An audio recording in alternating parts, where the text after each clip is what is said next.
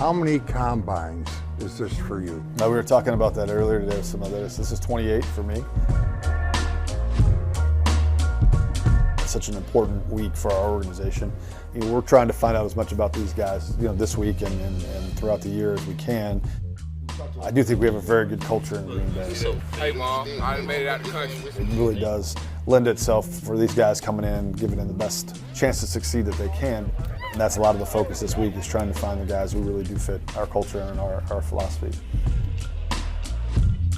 Is there still gold to be mined from last year's draft class?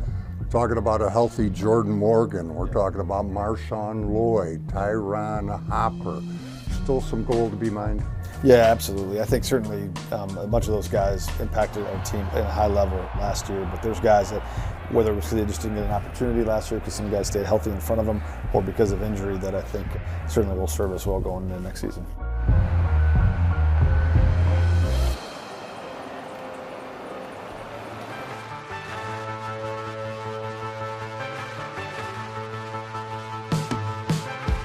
Handoff goes to Jacobs. He's to the outside 30. Breaks a tackle. 25-20. Under a blitz. Rainbows down the left side. It is intercepted for the 5th game in a row. You are rapidly approaching the start of free agency. And last year, the fact that you hit huge with Xavier McKinney and Josh Jacobs, and the cap went up, you got money to spend, does that make you more likely to be a player this year? I don't think it makes us more likely. Really, it depends on the players that are out there.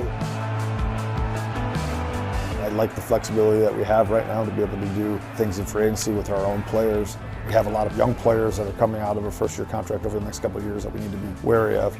I think we are in a good spot that if the right players were there, that we wouldn't hesitate because of any kind of cap reason.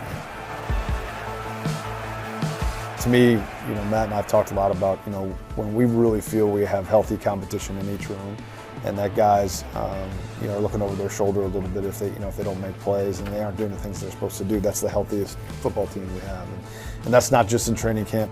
It's throughout the entire year. So we'll continue to build those rooms that way, with the idea that we want all those guys to feel that competition while they're with the Packers.